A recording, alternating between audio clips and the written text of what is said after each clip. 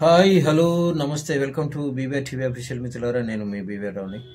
ఆంధ్రప్రదేశ్ ప్రభుత్వం ఒకవైపు మద్యం ధరలు తగ్గిస్తామని శుభవార్త చెబుతూ ఉంటే ఆహా, అది మందుబాబులకి ఇంట్లో ఉన్న ఇళ్ళకి కేంద్ర ప్రభుత్వం ఒక బ్యాడ్ న్యూస్ చెప్పింది. ఏంటంటే ప్రపంచంలోనే అతిపెద్ద ఎడిబుల్ ఆయిల్ దిగుమతిదారిగా ఉన్న భారత్ కీలక నిర్ణయం తీసుకుంది.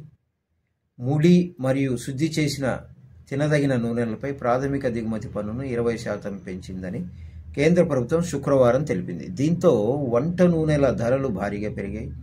సెప్టెంబర్ 14 నుంచి crude palm oil, crude soya oil, crude sunflower ఆయిల్పై 20% ప్రాథమిక కస్టమ్స్ సుంకాన్ని విధించినట్లు నోటిఫికేషన్ విడుదల చేశారు. ఇంకేముంది గోవింద.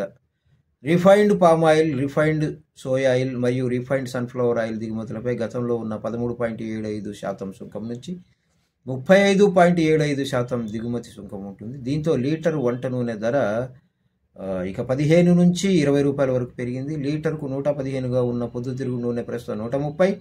పామ్ ఆయిల్ ధర కూడా భారీగా పెరిగింది. పూజకు ఉపయోగించే నూనె ధర కూడా లీటర్కు 15 రూపాయలు పైగా పెరిగినట్టు తెలుస్తోంది. వంట నూనె ధరలు ఇంకా పెరిగే అవకాశం ఉండడంతో ఇప్పుడే కొనుగోలు చేయాలని చూస్తున్నారట. హోల్సేల్లో పొద్దుతిరుగుడు నూనె లీటర్కు 107 నుంచి 115 ఇప్పుడు ఒకప్పుడు ఉండేది, ఇప్పుడు 122 నుంచి 130కి చేరింది. రిటైల్ మార్కెట్లో 140 వరకు చేరిందట. రష్యా ఉక్రెయిన్ యుద్ధం ప్రారంభమైనప్పుడు వంట నూనెల ధరలు భారీగా పెరిగాయి. ఆ తర్వాత ప్రభుత్వం పలు చర్యలు తీసుకోవడంతో నూనె ధరలు దిగొచ్చాయట.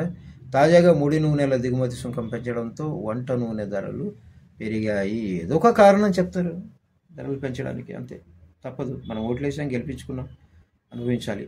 భారత్ నూనె డిమాండ్లో 70% కంటే ఎక్కువ దిగుమతుల ద్వారా వస్తుంది. ప్రధానంగా ఇండోనేషియా, మలేషియా, థాయిలాండ్ నుంచి పామ్ ఆయిల్ దిగుమతి చేసుకుంటున్నాం. అర్జెంటీనా, బ్రెజిల్, రష్యా, ఉక్రెయిన్ నుంచి సోయా ఆయిల్, సన్ఫ్లవర్ ఆయిల్ను దిగుమతి చేసుకుంటున్నాం. ఇప్పటికే ఉల్లి ధర భారీగా పెరిగింది. తాజాగా కేంద్ర నిర్ణయంతో వంట నూనెల ధరలు పెరగడంతో సామాన్యులు లబోదిబోమంటున్నారు. అనాలి, తప్పదు, అంతే అంతే.